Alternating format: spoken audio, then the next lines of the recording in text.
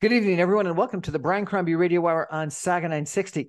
Well, I saw this post about a book about all the mayors in Toronto and the whole history of it. So I had to reach out to Mark Maloney and find out a little bit about why he wrote a book about Toronto mayors.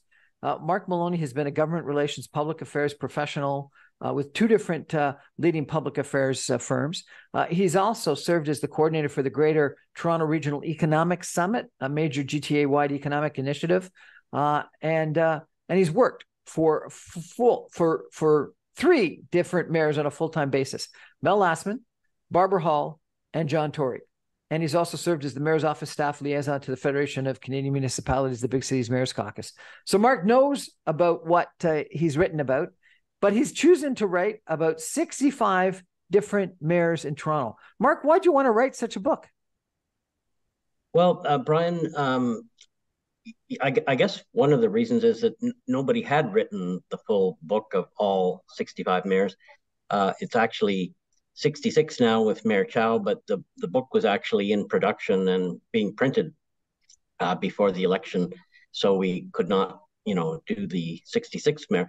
But I guess one of the reasons is that when I had worked for Mel Lastman and Barbara Hall, when Barbara wanted a briefing note, Barbara wanted like everything. She wanted like 10 pages and she wanted to know every detail. When Mel came in, he gave us a kind of a memo the first day and said, if you give me a briefing note that's longer than 3 bullet points or 125 words, I won't read it. So I thought to myself, gee, that's quite a difference in approach and in the way they choose to govern and the way they deal with issues. So I kind of said to myself, I wonder what all the other ones were like. So it spurred my curiosity. And To see who wanted the one-page note versus the longer briefing note. yeah. So who was Toronto's first mayor? William Lyon Mackenzie in 1834. He was a real firebrand. He was a rebel. He was a real reformer against what was called in those days, it was called the Family Compact. And you have to understand, in the British colonies of the day, the British Compact was a group of people from Britain who came to Canada, but they were all kind of intermarried. They knew each other socially, culturally. They had all of the major posts in the administration of the province and the city. So they were quite a conservative bunch. And Mackenzie was a real rebel, wanting to. He came up with very new ideas at the time. For example, a directly elected mayor. In those days, a mayor was appointed by the council, and that continued for quite a long time. But he had proposed that he was a real. He wanted, instead of sending Canadian tax dollars back to Britain, he wanted the tax dollars spent on improvements in Canada. So he was quite a guy in his day. How long did he serve? He was just there one year. In those days, you have to keep in mind, on for the city of Toronto, it was a 1 year term, and it was a 1 year term right up until 1956. So the council term was strictly 1 year, and then the voting day, curiously enough, was on New Year's Day each year, or as close to New Year's Day as possible. So people would go out and get rip-roaring drunk on New Year's Eve, and then they'd sleep it off and then go and vote the next day. And but that continued until 1956. Really? Voting day until 1956 was New Year's Day, after people had celebrated New Year's Eve. Yeah. Unbelievable. You wrote an interesting article about Rob Ford. Tell me about him and his mayoralty. Well, Rob was he was quite a firebrand in his own way, a populist. He was a people person. He was somebody who was passionate about city finances and spending. In the chapter on Rob, I chose not to really delve into the whole issue of his problems of, drinking and drugs, because, that's been covered endlessly in the press since then. So I chose to use that chapter to deal with an interview I did with Rob personally.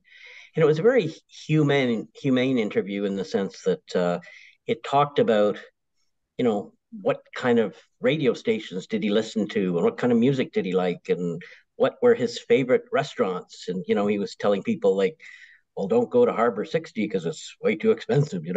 So it was more of a personal look at Rob, the individual, about how close he was with his kids. His kids would come to City Hall and they would run the hallways at City Hall on the weekends because they could run the whole gamut of the floor. So it was a very personal thing. Rob was highly passionate, and he was a mayor who, if you called him up on a personal problem, with your driveway or quite often he would show up on your door and he would deal with the problem personally. So he was quite unlike other mayors too. So. He was very unlike other mayors. What about Mel Lastman? You actually worked for him. He was pretty colorful too, was he not? Mel was very, very colorful. He was a lovely person to deal with. He was what I would call, instead of being book taught or educated in university atmosphere or whatever, as many mayors are, he was street taught. He was a guy who started right at the beginning. He sold appliances. The famous story of Mel was that to get going in the appliance industry in those days, we forget, post-war in Toronto and Toronto area, that the appliances we have in the house, refrigerators and stuff like that, were still kind of luxuries. And so he would follow the delivery of ice, the Iceman, which used to be a situation where an Iceman went from door to door the way Really? a milkman went door to door. So he would follow the Iceman and take down where the Iceman was delivering. And then he would show up the next day selling them a refrigerator. At a low cost and great credit rate and all that stuff. So he was quite a innovator in his own way in the retail. He was highly successful in the retail world. He was nobody does it better. That's right. It's a slogan that people to this day, who's better than Mel? Nobody.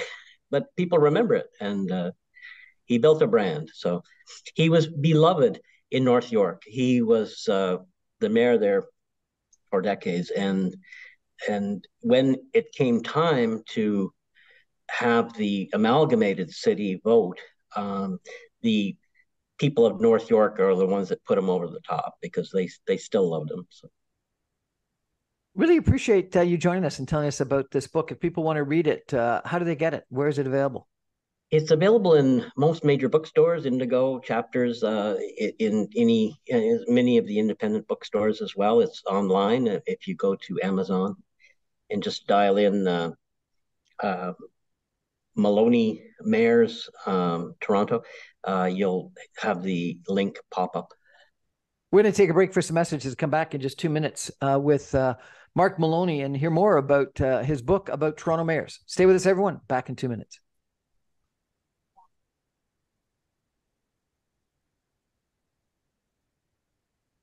Welcome back, everyone, to the Brian Crombie Radio Hour on Saga 960. We're chatting tonight with Mark Maloney, who's written a book about the Toronto mayors, and all 65 of them, not including the current one, which he's pointed out is 66. And I love your description here. Toronto's mayoral history is both rich and colorful, spanning 19 decades in the growth of Toronto from its origins as a dusty colonial outpost of just 9,200 residents to a global business center and metropolis of some 3 million. This compendium provides fascinating biographical detail on each of the city's mayors. Toronto mayors have been curious, eccentric, and offbeat. Others have been rebellious, swaggering, or alcoholics. Some were bigots, bullies, refugees, war heroes, social crusaders, or bon vivants. Still others were inspiring, forward-looking, or well ahead of their time. And then I love this paragraph. One Toronto mayor attempted to kill a predecessor, but his pistol jammed. Another simply beat up the councillors he didn't like. One committed murder, while another carried out a home invasion. And under the threat of capture and certain death, two mayors were forced to escape the city and live for years in exile, while another had 18 kids and cried poor and yet died on a luxury European vacation. One mayor was involved in the brutal torture of an opposition candidate. Another went insane while in office due to acute third-stage syphilis. Wow. Some stories I didn't hear about.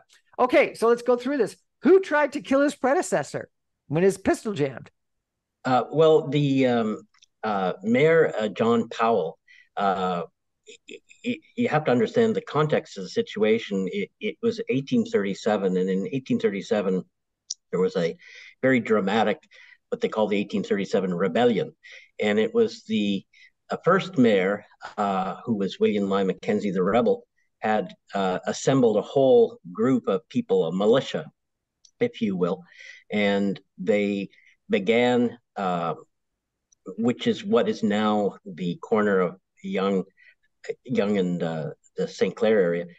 They marched down towards the city, towards the center of the city, and they were intent on taking over the city administration and the government and really, staging a coup. So the guy who was then, he wasn't yet mayor, his name was John Powell, basically got his revolver and tried to kill Mackenzie, who was the leader of the rebels. Mayor. Yeah. So Powell, because he did that, he became even more popular with the population, and it landed him the mayoralty, the fifth mayor of Toronto. So the fifth mayor tried to kill the first mayor. And so was the family compact back in power? Yeah, the family compact were running the show, and they were. So there's been shifts from left to right on over and over again in Toronto mayoralty politics.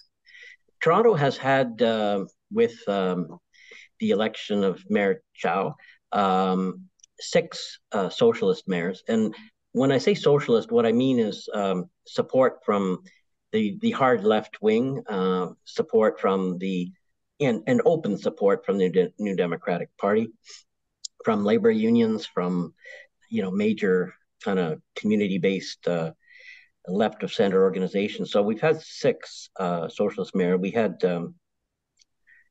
in 1935. Jimmy Simpson, he was a labor leader. We've had Barbara Hall, we've had David Miller. They were all very much endorsed by the left. So we've had a rich back and forth. Bill Dennison, he was the mayor just prior to David Crombie. He was the last socialist in until before recent times. And is Sewell one of the left-wing members? Yes, he is. Yeah, Sewell was in there for 2 years. And a funny story, it's funny. In the midst of the Depression in 1935, Jimmy Simpson was elected, and he was quite a shock to the system because the business community weren't expecting a socialist. But the times were upheaval, and people were hugely unemployed, and it was just going off the charts. But the strangest thing, as I was going through the council records, is in 1935, the city council bought this brand new limousine, and it was like, in today's dollars, would be worth like $50,000 limousine in 1935. And I would love to get the story behind that if I had a little more time to delve into why, in the midst of the Depression, a socialist mayor would tolerate having council buy a $50,000 limousine. $50,000 in the Depression must have been a lot of money. Yeah. Who was the mayor that had 18 kids and died on a luxury European vacation? His name was Sherwood. He was always crying poor with money, and he throughout his life and his career and he was always in debt and all these problems. And yet he ended up going to this Bavaria and then Rome, and he was on this luxury European vacation, and he had 18 kids, and 18 kids I with one wife, or is there a story well there as well? that I don't know because I tried to delve into that further. I did contact the Dictionary of Canadian Biography, and just to verify, was this citation correct that he had 18 kids? Um, and they said yes, it is, but they didn't have further details about it, so I don't know if it was the same wife. I hope not. Um, you had one that committed murder and another one that carried out a home invasion. Who were they? Yes, the home invasion again was Sherwood.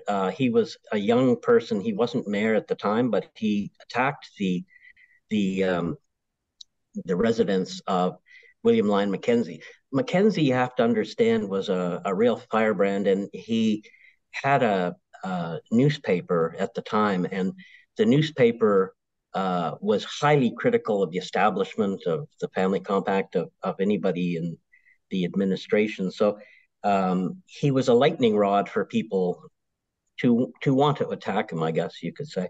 So Sherwood was one of the young kind of conservative types who basically invaded his house. It was a home and an office, and they took all his printing press and hurled it into the Toronto harbor to try and silence him.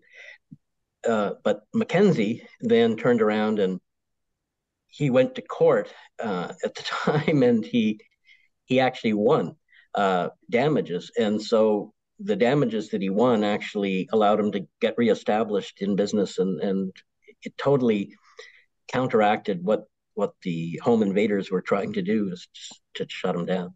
Sounds like a story comparable to Hamilton. You could write a Broadway show. Yeah, yes, you could. Yes. And what about the murder? Who committed the murder?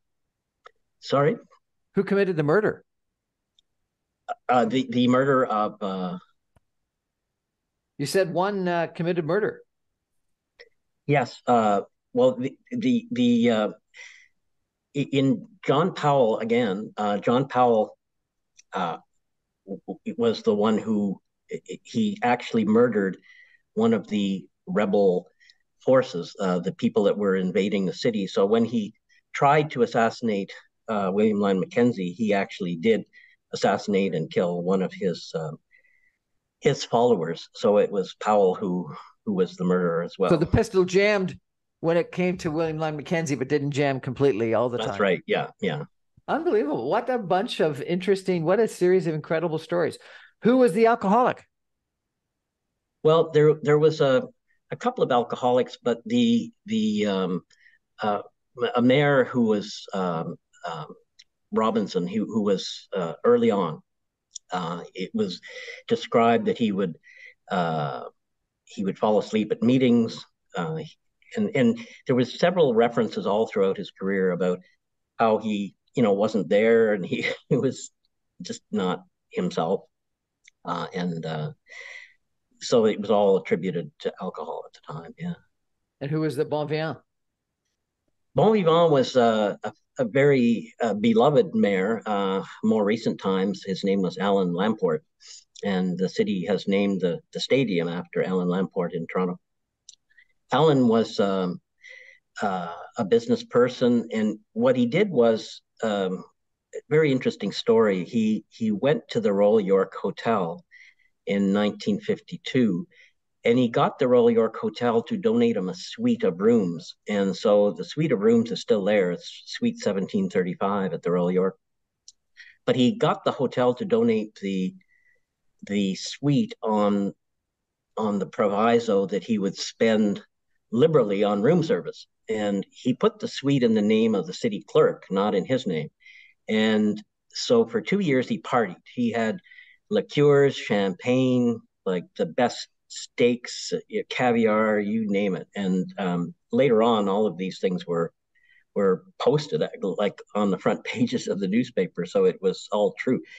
So he partied for 2 years, and the city clerk was a fellow, George Wheel, who was concerned about his job. So when the bills came in from the Royal York, he just paid them. He didn't bother to make a fuss of it. He just paid the bills. But the thing about that, though, Brian, is that Alan Lamport had done this all on his own. He had not sought any council approval, authorization, or permission. So he partied for 2 years with no council uh, authorization. And if you did that today, like his bills at the time, if you calculated what they are in today's dollars, um, they would be $500,000 in parties. So if you could imagine a mayor today spending $500,000 on parties at the Royal York with no council permission, they would be like strung out of town. Who was it that almost lost their job because they ordered a expensive orange juice on a trip to London, England? That's right. Yes, Bev Oda. Yeah. It's a little bit different than $500,000 and $1950 on parties at the Royal York, liqueurs and whatnot. What an incredible bunch of stories. You also say that one Toronto mayor owned 142 slaves. Who was that? Yeah, Mayor Harmon, Samuel Harmon in 1869. So the story is that Samuel was born and raised in, well, partly raised in Britain. His dad was a very aristocratic kind of guy, and his dad was posted from the Britain down into the colonies to Antigua. So as a younger person, Samuel Harmon grew up in luxury in Antigua, and Antigua at the time was one of the world's foremost, producers of sugarcane, and it was a huge industry at the time. So Samuel grew up in luxury on a slave estate, and the Harmon family had gone back. There would been connections for 4 generations. So they had a Harmon estate in Antigua. The relics of the estate are still there today. You can go and see them in St. Philip Parish, Antigua. So as the father died, he then transferred the estate to Samuel, his son. So Samuel ended up moving to Toronto with his wife because his wife had some family connections in Toronto. They came to look after some family business. But he did, as the Antigua Almanac clearly shows, for example, in 1851, he had 142 slaves at the time that he owned. And it was never really talked about. I never discovered any references to that that I could find. When I was doing the history of Harmon, it was only because I thought, well, it's kind of odd that somebody, from the 1860s and 1840s, 1850s, from Antigua, what would be the connection to slavery, because it was huge at the time. So I looked into it, and yes, they documented that the Harmon family had he both grew up in in a slavery supported society, but he also then owned the slaves themselves. What an unbelievable wealth of good stories. We're going to take a break for some messages and come back with Mark Maloney in just 2 minutes about his book about Toronto mayors. Stay with us, everybody.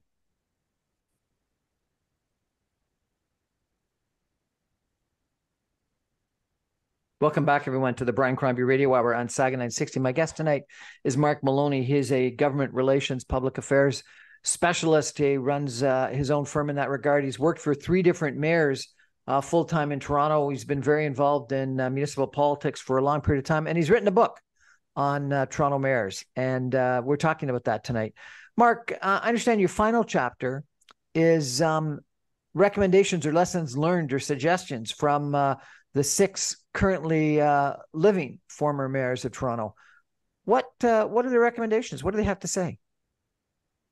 Well, the thing that struck me about all of them, all 6 of them, is that they said you have to really approach it in the sense of managing your time, and you have to really keep grounded with your family. And for example, David Crombie told me that he just refused to do events on weekends unless it was really essential. Like he wanted to, spend Sunday dinner with his family, and he had young kids at the time. Um, Barbara Hall put it in this way. She said, be ready for a new life. Being mayor isn't a job, it's a life. So look after yourself. So they were quite united in that if you don't, you won't be as successful, and people won't get the best out of you. So I thought it was a very interesting perspective from the people who have done the job. It's interesting, but probably pretty hard to live up to, given that the demands on a mayor are pretty all encompassing, are they not? They are, yeah. They're huge. I mean, they are huge, and with every mayoral invitation that a mayor gets, and the mayor carries out and is able to do, there are 10 that came in to do something at that same time or same day. So they have to be very careful and judicious. You're right. Any other recommendations? Well, they did say that it's important to get grounded in terms of a wide range of the community. John Sewell, who was a left of center mayor, said, look, it's really important that you, for example, go out and get in touch and keep in touch with the people in the real estate and development sector, because they're a major part of the economy of Toronto. So several some of them would suggest that Doug Ford got too close to the real estate and development focus. Well, the Fords were close, but they did ground themselves in other ways with the population. It's interesting that Rob Ford, when he was mayor, had this Ford Fest thing that no other mayor had done in that same way, and it kind of became a movement. So he turned the mayoralty into kind of a movement, through that vehicle, and it's a one that has still stuck to this day. Well, there's more people that actually mark an X or a check mark for a Toronto mayor than for any other position in Canada. You don't have that many people to vote for the prime minister, because obviously the prime minister is only directly elected in one riding. So they really do have a strong mandate, do they not? Mel Lastman had the highest number of votes of any political figure in Canada for a specific office. He had 483,000 at that particular time in the election. And the only comparable vote like that of that many people was a vote for a Senate appointment in Alberta. But it wasn't even close to that 483,000. John Tory came close. He got about 477,000 in one of his elections. So it is the largest single number of direct election votes for an office in Canada.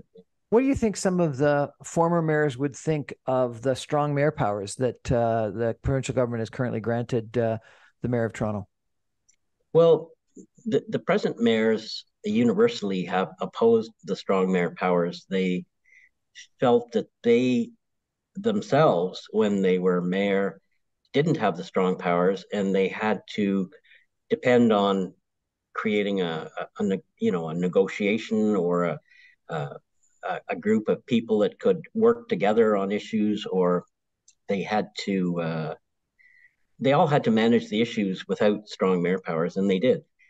So they have universally opposed the idea of strong mayor powers. The Greater Toronto Area is going to be the third largest metropolitan region in all of North America within the next couple of years. Not just Toronto, but the Greater Toronto region. Do you think that we've got mayors that are seeing Toronto and the vision of Toronto for the powerhouse within North America that it is, and it is certainly becoming? When you ask the question, do I think are you talking about mayors of Toronto or mayors in the GTA that are mayors in Toronto? Because the mayor of Toronto was, as you pointed out, mayor of 3-point-something million people, but every other mayor, there's I think 29 of them, mayors and regional chairs around Toronto, all are of far smaller jurisdictions, and so the mayor of Toronto really is the lead in that process, and we're becoming an economic engine. The third largest, bigger than Chicago, bigger than Dallas, bigger than Houston, rivaling New York and LA. Do we have mayors that see that vision, or are we back in yesteryear where we're just Toronto the good? No, I think all of the recent mayors definitely have seen the vision. I mean, I remember, Mel Lastman was very, very much onto the prime minister of the day, Paul Martin, and to get a new deal for cities. And he was quite successful in that regard. David Miller then carried the torch to press, the federal government. John Tory has also done so. The problem is not that they don't see the vision; it's that the structure in which the cities operate is a very much an 1867 government, confederation model, and the cities are the creatures of the province. So it's a function that needs to be reformed and changed. There has to be some new way of approaching the financing of cities, because cities simply can't do it. The problem now is, quite frankly, right now, the cities are having to carry out a number of responsibilities. Cities like, in the Durham region, Peel region, Mississauga, Brampton, they're carrying out functions in the refugee settlement area that are a federal responsibility. And they're not getting the proper funding. But the model of government is such that they have to pick up the can and do it. So that has to be reformed, and that has to be changed. So it's not a question of the vision, it's a question of, are cities getting the proper financing to carry out their mandates? But is any of that going to change? You see our current mayor in Toronto, Olivia Chow, talking about a new tax deal. And you're quite right. David Miller wanted 1% of the GST, and others in the past have argued for that, but nothing's happened. Yes. And is there any hope? You take a look at the current budget deficit in Toronto. What's this potential solution? No, I agree. And I don't have an answer to that, because it's going to be a question of, it'll have to be negotiations with the Ford government and with the Liberal government in Ottawa to allow anything to happen. This coming week, the city's executive committee will be considering the whole budget finance formula for the city and where we go. But I think in the interim, it's going to be a case of cuts in services. It's going to be a case of what they call revenue tools, which is like new forms of taxes on specific things, like a parking levy, for example, or vehicle registration tax, which was abolished years ago. And so it'll be cuts in services, revenue tools, and an increase in taxes. And that's the only way the city will be able to finance itself. Mark, do you think amalgamation was a good idea? And or what the mayors you spoke with think about amalgamation? Well, I think personally, I think amalgamation was good, in that it raised Toronto's profile, at least on the global scene, to one of, people notice and recognize Toronto. The mayors, I think, initially opposed it. I know Mel Lastman opposed it. Barbara Hall opposed it. I think if you came around today to ask folks, I think they would grudgingly accept that, what was done, and you can't go back. So I think things have changed in that regard. Yeah.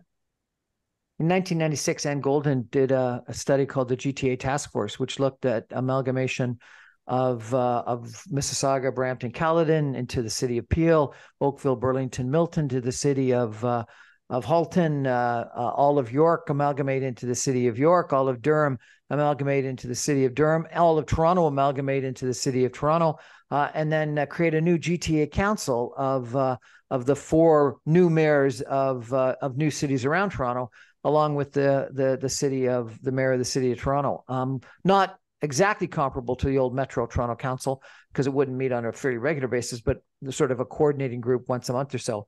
I spoke with Hazen McCallion, the former mayor of Mississauga, about this at one point in time, and she said it's the only way that you really could run the Greater Toronto Area in the future, and it's the smartest thing. But no one's got, and this is a quote from Hazen McCallion, no one's got the political balls to do that. We seem to have these two forces between sort of disintermediation versus consolidation. What do you think is right, given your study of Toronto mayors? Well, I think Hazel hit the money. What's the expression? Hit the head on the money, or whatever the expression is. I think she was right. I think there should be a broader approach to the major issues of transit, the major issues of planning and the environment and things like housing for the entire GTA. At the present time, there is no specific coordination. There was a body set up several years ago called the Greater Toronto Services Board, and it was chaired by Gordon Chong, our very respected former councillor, and then it was abolished. And right now, there is no overarching body that comes together, and there should be. I think Hazel was quite right. Nobody's got the balls to do it. And I don't know how one would get that going, but it does need to happen, yes. Well, Mayor Scarpitti tried to sort of get it going with a recommendation to merge York, but he got slammed down by the premier fairly quickly. Yes, but I think the problem was that what happened was Frank, it did a good job in trying to raise an issue, but I'm not sure if he had laid the proper groundwork with his colleagues, because keep in mind that if you amalgamate a region like York Region, you've got a whole range of municipalities that will disappear in that function. And the politicians that are the elected councillors many of them will disappear. There just won't be as many of them. For example, maybe we do better with less of them. Yes, I agree.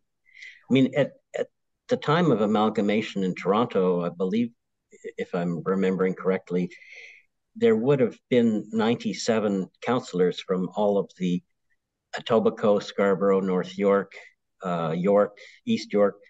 It would have been 97 councillors, all representing people at that time. And we've gone down to 25 councillors for the city.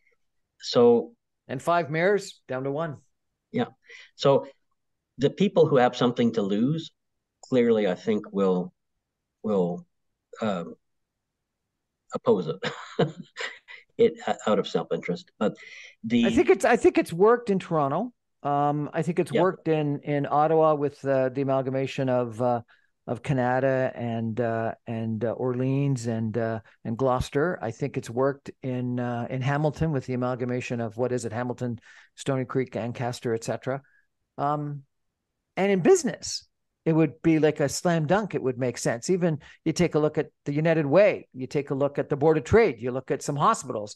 They're doing what actually makes economic sense. Yes. Yeah.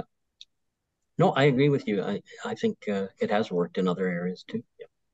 We're going to take a break and come back in 2 minutes with Mark Maloney and some concluding comments on his book about Toronto mayors. Stay with us, everybody.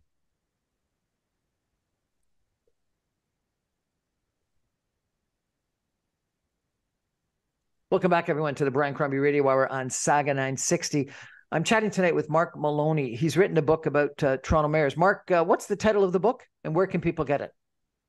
The book is called Toronto Mayors, A History of the City's Leaders, and it can be purchased in bookstores, Indigo chapters, local bookstores, all throughout the GTA. And online, it can be Amazon or Dundurn Press is the publisher, or you can also get it through the online through Indigo as well.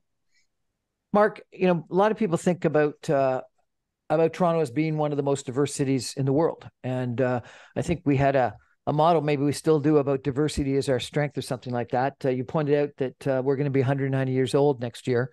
But I understand that Olivia Chow is the first person of color that's been elected mayor.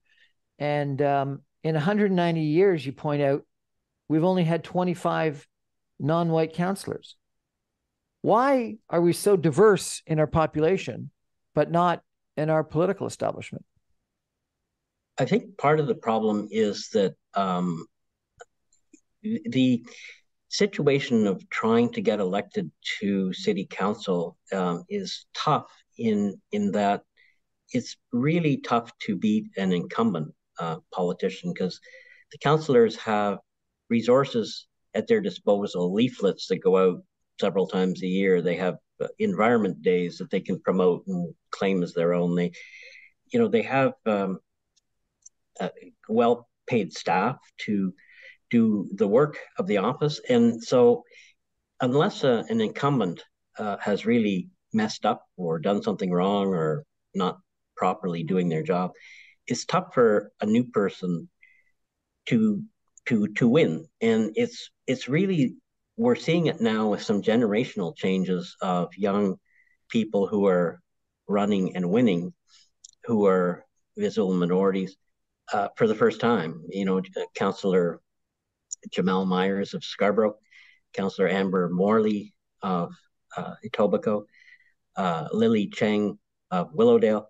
So these people have now come into the system, but part of the problem is it's a 4-year term, and also part of the problem is trying to defeat an incumbent. So we've had only 25 non-white councillors in 190 years, which is simply not reflecting the 50% of the population who are from elsewhere in Toronto. And we have a multiplicity of, ethnicities, backgrounds, religions. Our council is still not measuring up. And I think we have to be very conscious of that in the future to, I think, as the young folks say, representation matters. And, it's very good for a young woman in the Muslim community to see the deputy mayor now of Toronto with a headscarf. She can say, well, I can see that's myself. someone like me. Exactly. It is amazing that we've had this incredible diversity, and Mississauga is no different, where we've had this 57% of our population being in Canada for less than 10 years, but we've had an incredibly non-diverse council up until very recently, and never anyone of color in the mayoralty position. Mark, is there one mayor that sticks out as to actually improving things the most in their time in office? Well, that's a good question. There are mayors who we've never heard of that I was highly impressed with. There are mayors. Robert Saunders was in the 1940s.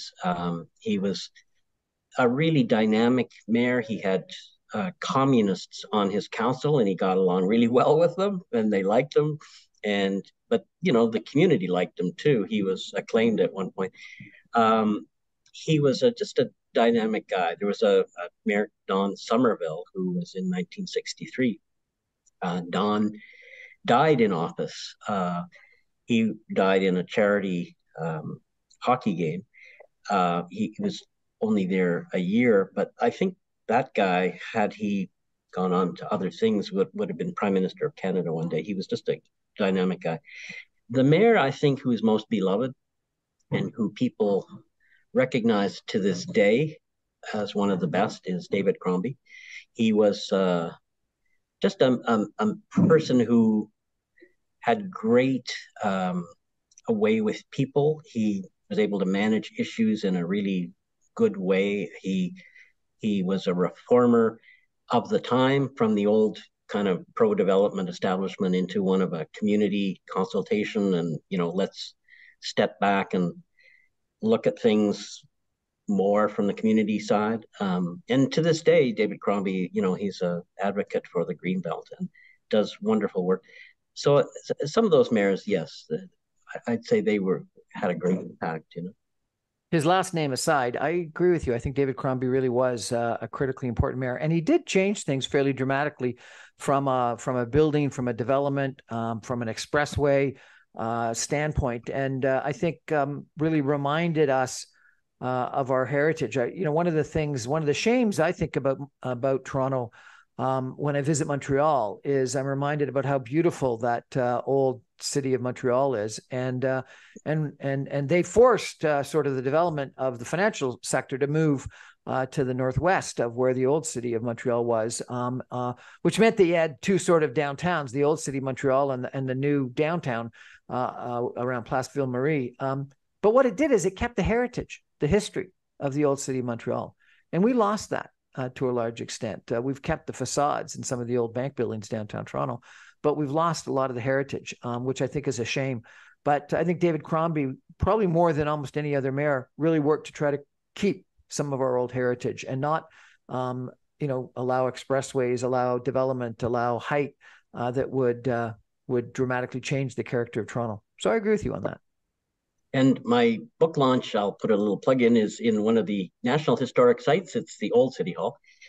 We're the first group to be able to use the building since the majority of the courthouses have moved to a new facility.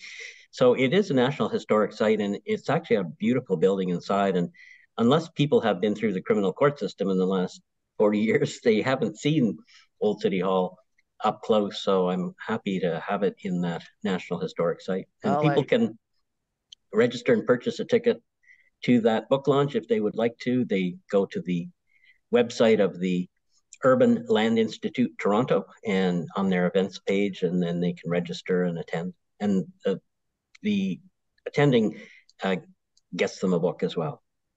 Mark Maloney, thank you so much for joining us and telling us about your book about Toronto mayors. Appreciate it. Thank you. That's our show for tonight, everybody. I remind you, I'm on every Monday through Friday at 6 o'clock on 960 AM. You can stream me online, even from downtown Toronto, at www.saga960am.ca. Good night, Mark. Good night, everyone else.